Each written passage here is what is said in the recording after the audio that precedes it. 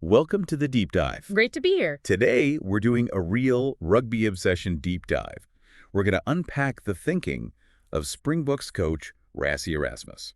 Yeah, specifically looking at his latest comments on squad balance, preparations, all that good stuff. Exactly. We're drawing from that recent Jared Wright piece and also a quite revealing SuperSport interview he did.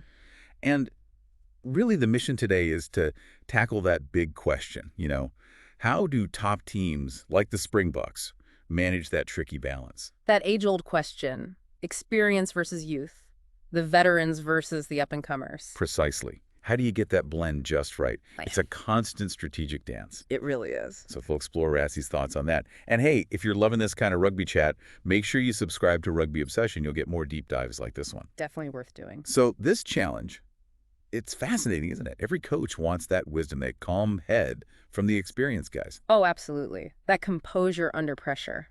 But then you desperately need the energy, the fresh legs, the future, really, that the new talent brings. Finding that sweet spot, it's tough.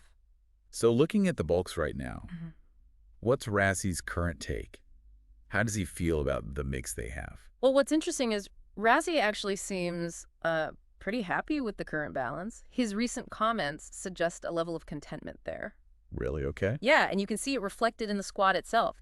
They've got that 37-man group training in Johannesburg right now, gearing up for the Wallabies matches. And the makeup of that squad tells a story. It absolutely does. I mean, look at the numbers. 24 players in that squad are World Cup winners. Wow, that's a huge core of experience. Immense. You can't buy that kind of big game knowledge. But crucially, they've also got 5 players in there who only just made their test debuts during the mid-year games. So blending it already. Actively blending it. And look, we know many of those World Cup winners are, well, into their 30s now. Erasmus himself keeps saying they need to blood the next generation. He's realistic. Right, because careers don't last forever, especially in rugby. Exactly. And this isn't just talk. The process is seriously underway. Last year alone, 50 players wore the green and gold. 50. 50. And 12 of those were debutantes. Fast forward to this year, 2025, and they've almost matched that number of players who've pulled on the jersey already. So they're really casting the net wide, testing the depths. Aggressively testing it. It's not just about finding like-for-like replacements anymore. Yeah. It feels like a deliberate strategy to build resilience, expand options, make sure they aren't caught short down the line, future-proofing, basically. Okay, that commitment to depth makes sense. But having so many veterans, even World Cup winners, surely brings its own potential issues. Yeah. What does Rassie see as maybe the downsides of the things he has to watch out for? Yeah, he talked about this directly with SuperSport, and it's quite nuanced. He sees clear positives, but he's also cautious about what he calls the negatives. Okay, what are the positives first? The big one is the willingness of the older guys to learn, yes, but also to teach. That player-to-player coaching within the camp. The mentorship aspect. Hugely important. He said once players realize they can still improve, it becomes less about just physical training and more about actively coaching each other. So like a veteran prop showing a youngster the ropes in a scrum session. Exactly that. He talked about them understanding not just their own jobs, but, quote, the other players' roles and start helping each other on the field. That speeds up learning massively. You can't just get that from a coach sometimes. Invaluable. But what about those negatives he mentioned? Well, he's pragmatic. He worries as players get older about losing, quote, agility, speed, and availability. The physical realities. Injuries, pace dropping off. The wear and tear of pro rugby. It's inevitable. But despite those concerns, his assessment right now is that the balance is, his words, quite okay. Quite okay. Not perfect, but manageable. Exactly. And the key phrase he used was that he's always watching. It's not static. It's a dynamic thing, constantly being assessed, making sure they don't tip too far one way or the other. It's like walking a tightrope. That makes a lot of sense. It's a constant balancing act. And this learning, this assessment, it's not just in training, right? Yeah. The mid-year games must have been absolutely vital for seeing how these different combinations actually worked under pressure. Oh, completely. Those 4 matches, the Babas, Italy twice, Georgia, they were designed to give them answers, to test things out. And did they get answers? What did they see? They did. Rassie was pretty open about it. He said, we saw errors, we saw lots of errors.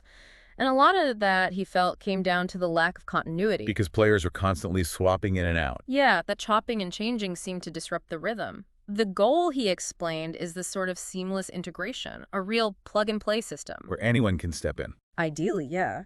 His words were, whoever is your lock, hooker, front row, loose forward, or center partner is, you can slot in because we've trained so much together. That deep understanding, that cohesion. But they're not quite there yet. He admitted they're not quite there, no.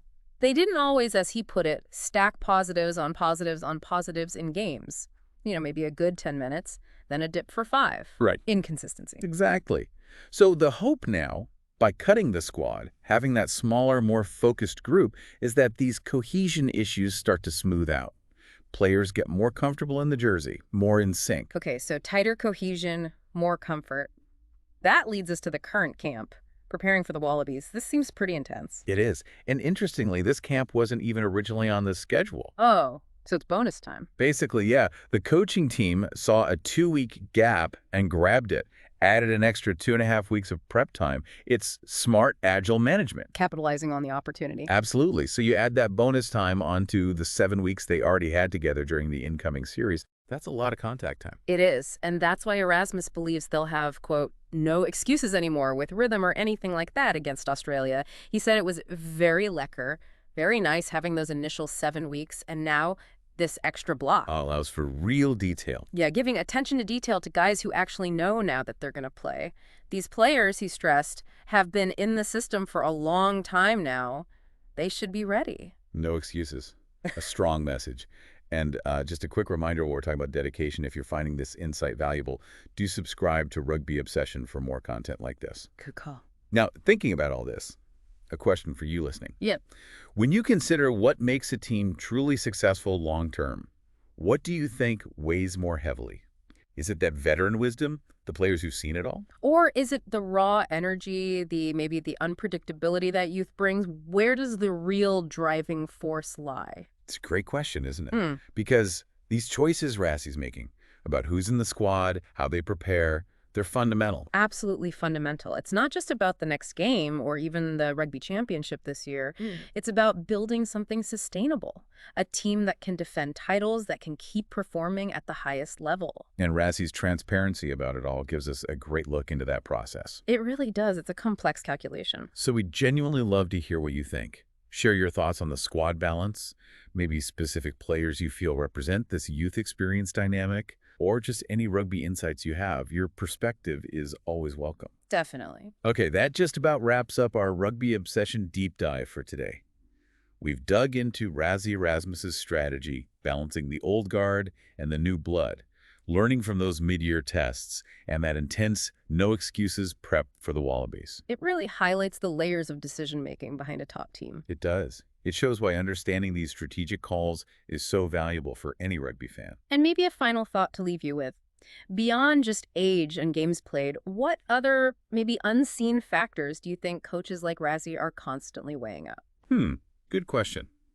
Like what? Well, maybe things like personality clashes or synergies within the squad, different leadership styles under pressure, or perhaps even which players handle specific types of pressure better, like a massive away crowd versus a tight finish at home. Those intangibles. Exactly, those hidden variables that often separate the great teams from the legendary ones. Rassie's understanding probably goes way beyond just the stats sheet. Something to ponder, for sure. Remember, keep exploring the world of rugby by subscribing to Rugby Obsession. Please do.